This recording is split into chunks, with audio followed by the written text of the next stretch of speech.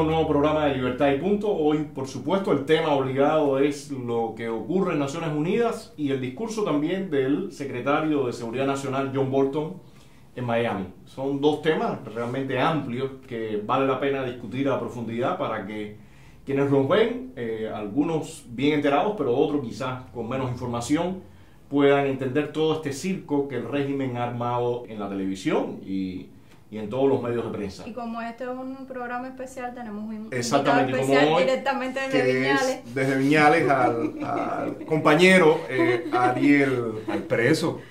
Al preso. Al preso. Al preso, todavía preso. Todavía bajo una condena que... El testigo de la inmunidad. Que pesa sobre él, Ariel Ruiz Urquiola. Bueno, bienvenidos y...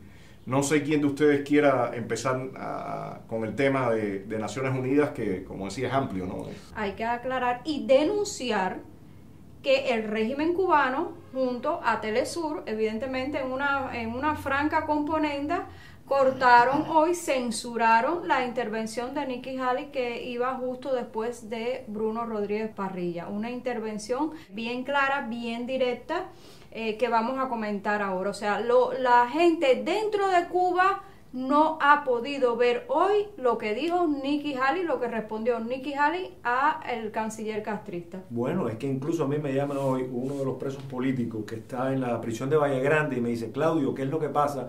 Que no nos dejaron hoy ver el noticiero de la una.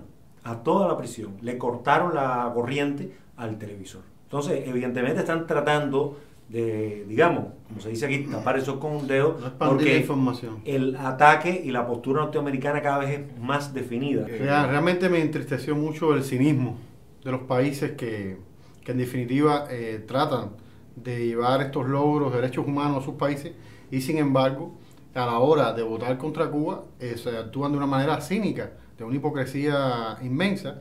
Yo no sé si es que no les interesa el pueblo cubano o ha sido la manera de seguir yendo contra Estados Unidos, y es la manera de, sabemos la animadversión que existe en el mundo contra los Estados Unidos, máximo en Europa, y bueno, precisamente había ido a Colombia en la campaña de Iván Duque, y allí nos dijo que iba a apoyar la libertad de Cuba, que iba a apoyar los logros de derechos humanos en Cuba, exigir los derechos humanos en Cuba. Yo quiero pensar que todavía con este problema de la guerrilla, Cuba está muy implicado en ese asunto y todavía no es su momento para hacerle un jaque mate a Cuba, y está esperando salir de todo lo que él tiene, toda esta parafernalia que él tiene, que Cuba creó y que Cuba tiene que arreglar también de cierta manera, y él está tratando de mover esa ficha. Sin embargo, no sé qué pasó con Chile, con Argentina, países que están conscientes de lo que está ocurriendo en Cuba y sin embargo a la hora de votar, la hora decisiva,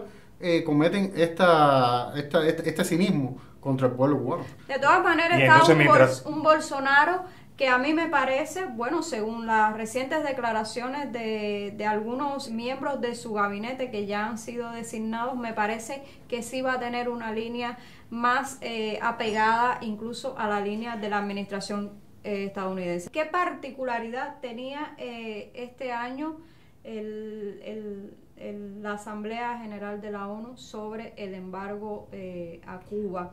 Porque el régimen cubano desplegó, desde hace varios días, ha desplegado toda una campaña mediática para un poco confundir, porque realmente nunca aclararon, nunca explicaron, no se sabe en qué consisten estas 8 demandas que la administración estadounidense había colocado en la resolución que hace Cuba. Ellos jamás hay que explicarle, para explicarle a los cubanos dentro de la isla qué pasa cada año en la ONU. El régimen cubano presenta una resolución para condenar el embargo de la administración estadounidense a Cuba, y ya se sabe que esta cuestión ha sido manipulada. Ellos prácticamente tienen tomado este organismo y los países los compran, hay mucho lobby, se invierte mucho dinero y que votan entonces a favor de esa resolución. Pero este año la administración estadounidense, en una jugada yo creo bastante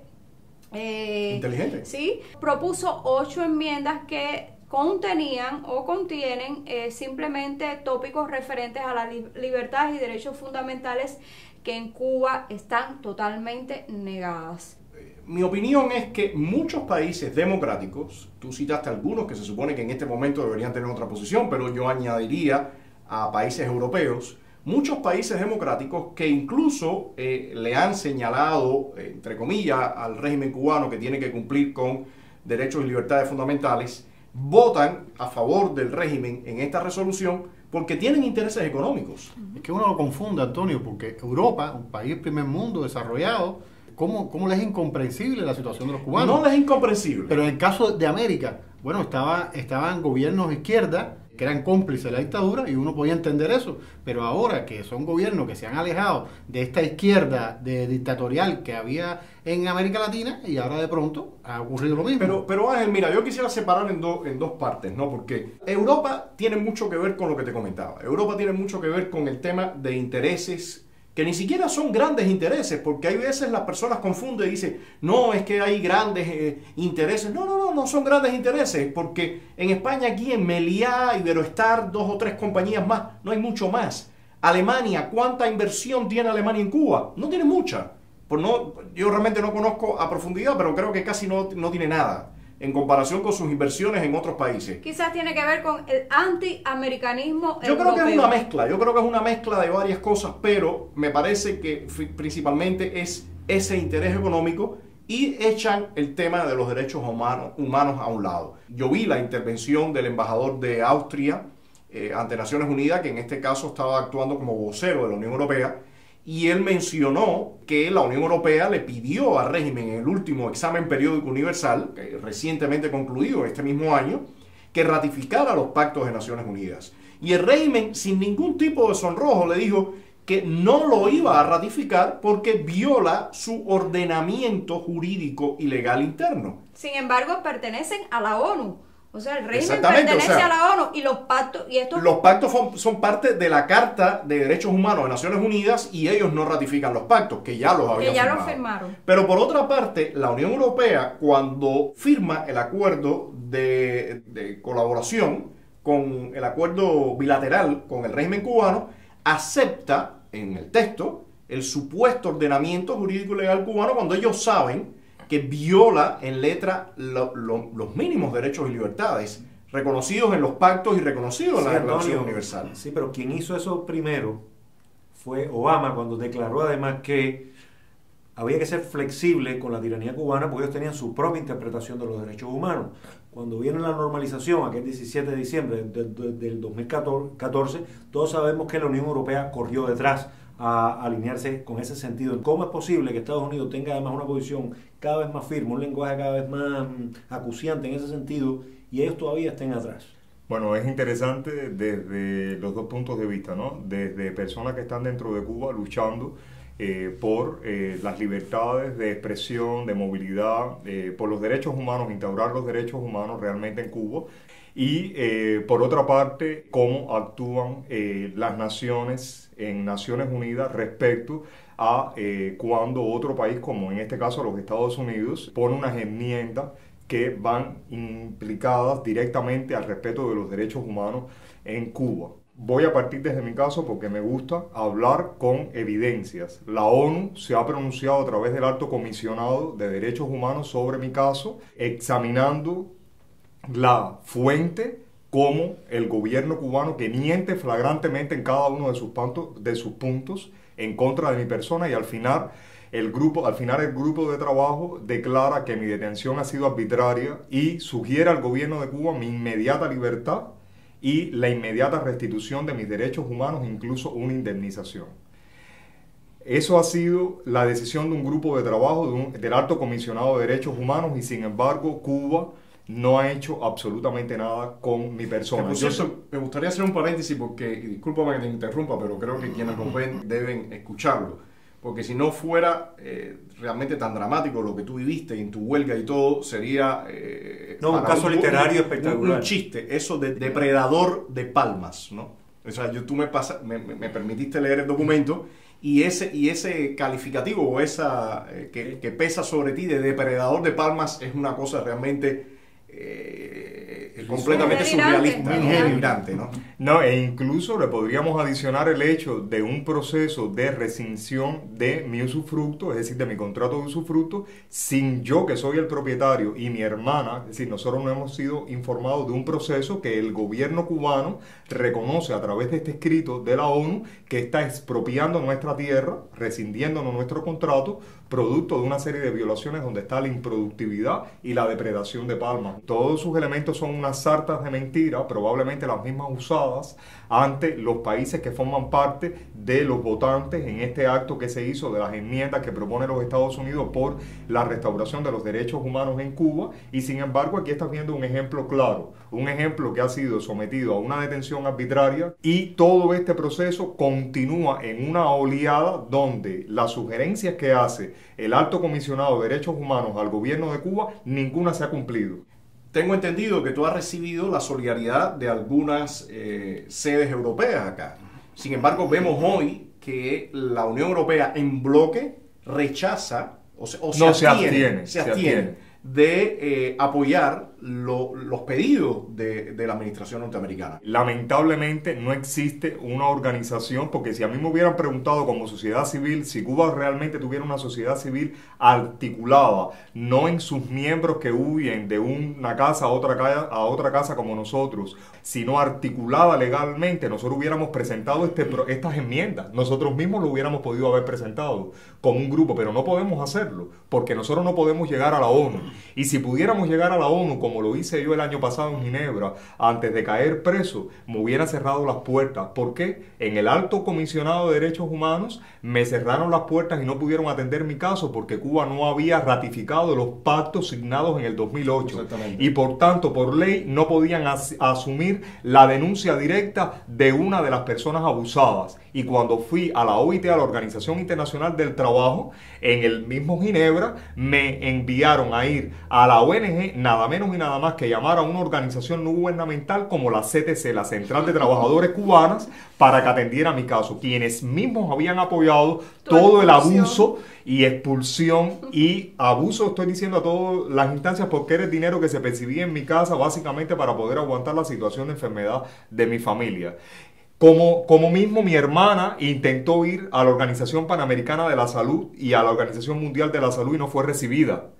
Como mismo los Estados Unidos verdaderamente ha tenido el valor de exponer las voces de muchos cubanos que han salido huyendo de Cuba y que hoy en día son los que mantienen y sostienen a una gran parte de sus familiares dentro de Cuba, que hipócritamente bajan la cabeza cuando ven que están avasallando a otro coterráneo dentro del propio territorio, y son los que han decidido mostrar enmiendas que saben muy bien todos los estados europeos que en Cuba se violan y que al menos sería una garantía para el pueblo de Cuba, pueblo de Cuba que lo sufre. Yo creo que hay varias intervenciones que hizo Nikki Haley en su discurso que me parecieron muy acertadas, y ella se preguntaba que si después de aprobar todas estas resoluciones durante años, eso ha repercutido en una mejora para el pueblo cubano. But this resolution changes nothing. It doesn't help a single Cuban family. It doesn't feed a single Cuban child. It doesn't free a single Cuban political prisoner. Those who support this resolution every year have it wrong. Our reason for the embargo is and has always been Cuba's denial of freedom and the denial of the most basic human rights for the Cuban people. Así este paralelo entre Irán, porque sí en la ONU se tomaban sanciones y se aprobaban resoluciones contra la tiranía de Irán. Like the Castro regime, the Iranian regime violently represses dissent, imprisons and kills its political opponents, and abuses women and religious and ethnic minorities. Like the Castro dictatorship, the Tehran government has rigged its economy in favor of its regime and its cronies. And both governments use these stolen funds to finance their aggression abroad. Each year, the General Assembly adopts a resolution condemning the Iranian regime's violation of human rights. The time has long passed for the General Assembly to do the same for Cuba, and for the same reasons. How can you feel strongly about Iran and not on Cuba. Porque ellos hablan de los medicamentos y señalan como que el bloqueo estadounidense es fuente que provoca la muerte de las personas en Cuba, particularmente los pacientes oncológicos. En el 2017 fallecieron en Cuba 224 personas por cada 100.000 habitantes sin disponer de esos tratamientos debido al bloqueo. Pero los medicamentos que han sido, no solo que han fallado, sino que han sido camuflados descaradamente como cebo para provocar el avance acelerado de la enfermedad de mi hermana, vienen de la compañía suiza Roche, radicada en Cuba, institucionalizada en Cuba, y que con su funcionaria en Cuba, Miriam Vilaragú, una ingeniera, ha formado partícipe de este complot en contra de mi hermana y de las mujeres que padecen de cáncer que llevaban esos anticuerpos monoclonales. ¿Dónde está ahí el bloqueo americano? ¿Dónde estuvo? El bloqueo es del gobierno cubano, que politiza a todo aquel ciudadano cubano que osa levantar su voz para defender sus derechos, incluyendo sus derechos a vivir, porque la persona se está muriendo. A mí me parece, Ariel, ese punto muy importante, porque si barremos no solamente en el tema de los derechos a la atención médica, el derecho a la educación, cuando sabemos que hay múltiples casos de estudiantes expulsados de universidades por problemas políticos. El padre Castor Álvarez de Besa pues fue expulsado simplemente por ser honesto y decir lo que pensaba, y hay muchísimos casos más. Pero si recientemente nos vamos al tema de los derechos económicos, por ejemplo, cuando el famoso deshielo, como se nombró al restablecimiento de relaciones con la administración Obama, uno de los temas que se ponía en la mesa era el cuentapropismo. Vamos a permitir que los cubanos tengan esos derechos económicos. ¿Qué ha pasado con esos derechos o esos espacios que iban a tener? En los últimos tiempos lo que hemos visto es tremenda represión, tremendo control. En el mismo caso tuyo, como usufructuario, lo has visto. Coartados. Nos acaban de filtrar un audio también de una reunión de cuentapropistas con funcionarios, y la reunión es a base de amenazas. Todo el tiempo, no. O sea, todo el tiempo es amenazas. Entonces yo me pregunto, quienes están votando ahí, de la misma Unión Europea, que decían que la política de Obama podía ser exitosa porque permitía estos espacios, hoy se olvidaron de esos espacios que ellos prometieron o fueron parte de la aspiración que generaron en el pueblo cubano, porque hoy en día todos los cuentapropistas, yendo por transportistas, por arrendatarios, por personas que tienen paladares, todo el mundo está sufriendo la represión. Por lo contrario, cuando vieron que le iba a entrar dinero, lo que hicieron fue subir los impuestos, todo para apagarlos y ellos poder coger ese dinero. Y hay un punto que yo te quería preguntar, Ángel, porque otro de los temas que mencionó el representante de Austria como vocero de la Unión Europea era el proceso de discusión de la Constitución. Y en estos días ha salido a la luz pública que en la UNIAC, que incluso es una institución bajo total control del régimen, no van a realizar las reuniones de discusión de la Constitución. Sí, hubo dos artistas que le escribieron una carta directa al presidente de la UNIAC, a Miguel Barnet, y él respondió tajante que no se iba a discutir en la UNIAC cuando se sabe que hay un artículo que afecta directamente a los artistas. Pero detrás, yo que estuve en el monstruo, detrás de esa sombra estaba el Prieto, que es el que sigue dirigiendo la cultura. Y es el que decide todavía, es el que administra, el que dirige la cultura en este país. De todas maneras, el discurso de Bruno Rodríguez Parrilla, este personaje funesto, deleznable y cada vez más vivoresco, vamos a decirlo así, fue bastante intimidatorio. Y yo insisto en que es un teatro para los cubanos de dentro de Cuba. Hoy él estuvo todo el tiempo dirigiéndose directamente a Nikki Haley con un lenguaje bastante agresivo, incluso corporal. Es una artimaña, señora embajadora, deshonesta. Se conoce el poco respeto de la embajadora de los Estados Unidos y del Departamento de Estado a las Naciones Unidas, al multilateralismo y a esta asamblea, a quien llamó el año pasado un teatro político. Y sin embargo, cuando llegó la hora de Nikki Haley responder, eso lo cortaron. Si tú eres tan valiente, si tú eres tan guapo, si tú eres tan bravito, deja que Nikki Haley, incluso una mujer, te responda y muéstralo a la gente aquí en Cuba. Deja ver la otra contraparte. No lo hicieron, ni siquiera Telesur. Y esta postura o de esta, la guapería, como dijo Díaz-Canel, esta expresión corporal que hoy usó Bruno Rodríguez Parrilla tiene que ver realmente con un miedo, porque justo unas horas después John Bolton estaba anunciando lo que de verdad importa. Sí, ¿Qué es lo que dijo Nikki Haley? Yo quería mencionar ahí que hay una frase que dice Nikki Haley que evidentemente es lo que da el puente a lo que venía después. The United States will continue to stand with the Cuban people until their rights and their freedoms are restored. Period. We won't back down. Y la forma en que se proyecta es muy efectiva y evidentemente ellos no quisieron que ella se viera nuevamente como se vio el año pasado. A Nikki Haley estaban obligados a cortarle en transmisiones, primero porque ella le dice a toda la comunidad europea, ustedes saben lo que está pasando con Cuba. The sorry state of liberty and human rights in Cuba is not lost on anyone in this chamber. It's one more time that countries feel they can poke the United States in the eye. But you're not hurting the United States when you do this. You're literally hurting the Cuban people by telling the regime that their treatment of their people is acceptable. Por eso es que ella está desmantelando ese cinismo. Porque además tú ahorita decías, Ariel, que las víctimas o las propias personas dentro de la oposición en Cuba son las que tendrían que estar en la ONU, pero en la ONU se supone que hay personas que están capacitadas porque están informadas, profesionalmente muy preparadas para hablar en nombre de las víctimas. Y sencillamente no están haciendo eso.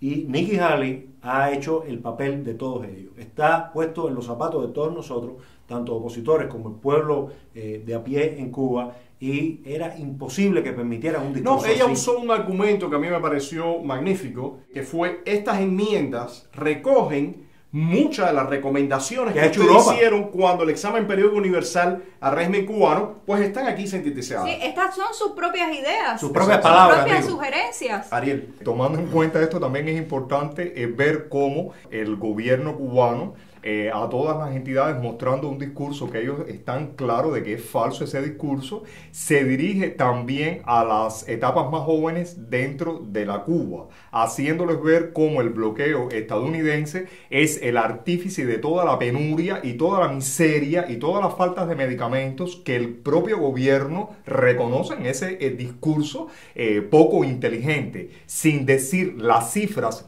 multimillonarias en que el gobierno cubano puede comprar sin aranceles especiales, es decir, de tasas mayores a los Estados Unidos, comida, medicamentos, equipos médicos y todo lo que se refiere bajo una cláusula que se llama ayuda o cobertura humanitaria para Cuba. El bloqueo que ellos quieren pintarle a ese pueblo de Cuba es falso, es absolutamente falso, es un bloqueo para el enriquecimiento de todos los grupos militares o paramilitares que operan en Cuba, que dirigen en Cuba, que socavan todos los derechos humanos de los ciudadanos cubanos, aún la ONU dictando a favor de estos ciudadanos cubanos, y gracias a ese tipo de enmienda humanitaria entran aquí todos esos productos alimentarios que probablemente los venden bajo la marca de Made in China o Vietnam u otros Ariel, países. ellos hablaban, y yo escuchaba a Bruno Rodríguez, realmente el cinismo y la mentira de Bruno Rodríguez, por eso Hay que tú tener decías, hígado, hay que tener hígado. para verlo.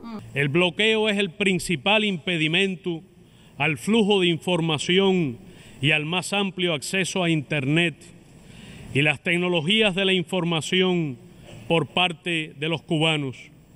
Al dificultar y encarecer la conectividad del archipiélago, condicionar el acceso a sus plataformas y tecnologías y utilizar el ciberespacio para actos de cambio de régimen. ¿Cuántas veces hemos escuchado de reuniones de Google ofreciéndole conectividad? ¿Y cuántas veces hemos escuchado que empresas norteamericanas están ofreciendo lanzar un cable acá y ellos no lo quieren? Y el cable que hay vino desde de Venezuela. No, pero más allá, ese cable- Estados Unidos, las empresas de telecomunicaciones americanas han ofrecido. Y acá yo tengo el discurso, la hoja informativa que se llamaba Un Nuevo Rumbo para Cuba, del 17 de diciembre de 2014, donde habla en todo lo que se va a permitir nuevas relaciones. Y acá tengo un texto que hice con un amigo, Adrián Sosa, que lamentablemente no está con nosotros. Me gusta mencionarlo porque murió en forma muy extraña. Todavía no sabemos. Todavía no se sabe qué pasó con él. Pero en este texto, Adrián y yo hacíamos una recopilación de todos los pasos que habían ocurrido en el deshielo. Y hay múltiples citas de cómo la administración de Obama fue permitiéndole al régimen cubano más apertura en los temas comerciales que el régimen cubano nunca quiso aprovechar. Todos recordaremos la dichosa fábrica aquella de tractores que supuestamente iba a operar para venderle a los agricultores, y lo cerraron, la sacaron. Entonces, todo eso que ellos están diciendo que son trabas son realmente mentiras que están usando, porque simplemente no tiene, como bien dijo Nikki Haley, forma de justificar el gran fracaso que ha sido el régimen cubano durante casi 60 años. Van contra las libertades del cubano porque simplemente lo que ellos no pueden soportar es que el cubano se empodere por sí mismo, produzca por sí mismo, porque eso le va a dar libertad. Libertad para decidir, libertad para pensar, libertad para decir, tú no eres quien para coartarme, tú no eres quien para ponerme un grillete y llevarme como un esclavo. No soy un siervo para pagarte un diezmo. Soy un hombre del siglo XXI, me tienes que respetar y a ti yo te voy a respetar como gobierno, pero tú tienes que respetarme como ciudadano. Y como eso no es biunívoco, entonces ellos tienen que coartar esa propiedad privada, pero ellos tienen que coartar esos contrapropistas. Pero fíjate ahí, por eso yo mencionaba ahorita el tema del cuentapropismo. Fíjate cuánta hipocresía ha habido en todo este proceso, que quienes empujaron y decían que el empoderamiento, esta palabra que tú acabas de usar, era la llave maestra para poder destrabar la situación que vivimos en Cuba, desaparecieron. Claro. No se ha vuelto a hablar. La Unión Europea, hoy en su discurso, el representante de la Unión Europea no habló del empoderamiento famoso, que era como la palabra mágica.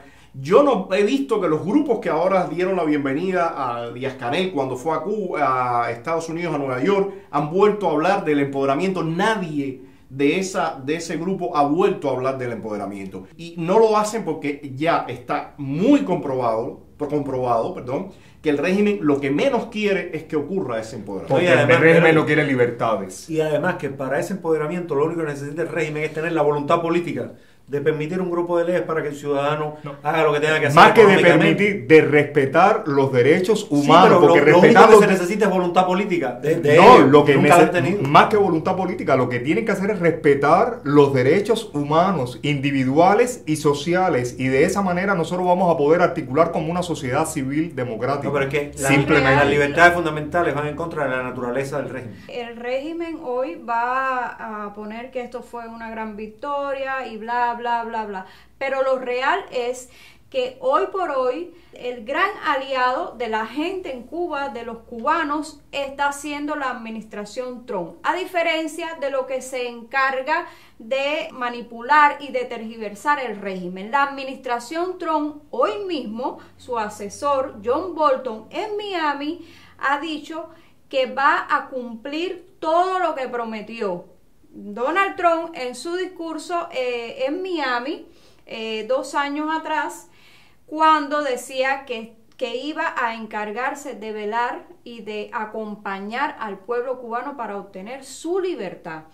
Y esas medidas tienen que ver y van a ir con especial énfasis dirigidas a las empresas militares, a esa élite castrista que es la que realmente tiene oprimido a todos los cubanos. Ese teatro y ese vitrinazo del régimen en la ONU les sirve quizás para... muy corto tiempo. Exacto. La real votación la está haciendo la gente aquí dentro de Cuba en las calles. Nadie los quiere.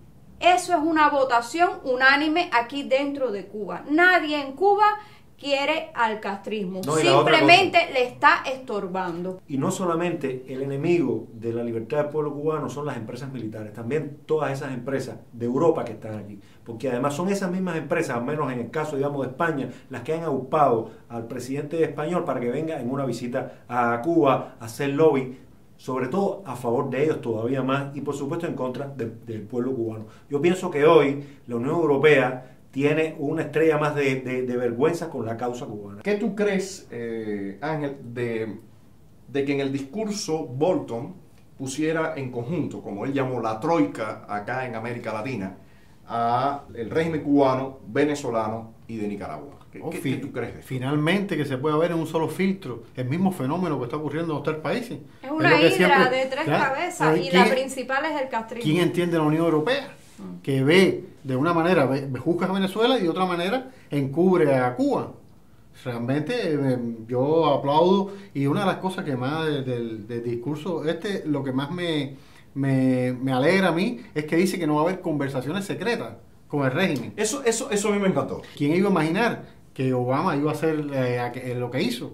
Sí, sinceramente uno siempre ya a partir de entonces uno está como afectado y uno está asustado de que de pronto le saquen una pero ellos sí, que de momento da un anuncio como el del 17 de diciembre, ¿no? A mí me gustó mucho la frase de John Bolton, porque creo que da una imagen de lo que es esta nueva administración de Estados Unidos. Integrantes de esta administración nunca se van a sacar una foto delante del Che Guevara, como hizo Barack Obama. Nosotros vamos a sancionar, no nos vamos a sacar fotitos o selfies. Yo creo que eso resume la personalidad de esta administración. Estos tiranos piensan que son fuertes, pero son patéticos, payasos que se parecen a Larry, Curly y Moe. Tres comediantes absurdos. Su día del fin van a llegar. Vemos la valentía de las damas de blanco en Cuba. Ellas luchando por la libertad y defendiendo a sus familias. Vemos la muerte de Orlando Córdoba en Nicaragua, quien murió en una manifestación pacífica. Ahí vemos la fortaleza de la oposición. Y también vemos el poder de la oposición en Venezuela, cuando se escuchan los gritos de libertad. Ya se nos casi acaba el tiempo, pero sí quisiera mencionar. Y es el tema del capítulo 3 de la Bolton. Que fue tocado hoy. Le preguntaron a Bolton, que habla sobre el tráfico con propiedades confiscadas. La habilidad de la gente de demandar en juicios ha sido pospuesto, y varios miembros del Congreso que están ahí han destacado que esta vez no se debe posponer ese derecho de presentar un juicio, de hacer una demanda. Nosotros tomamos esto muy en serio.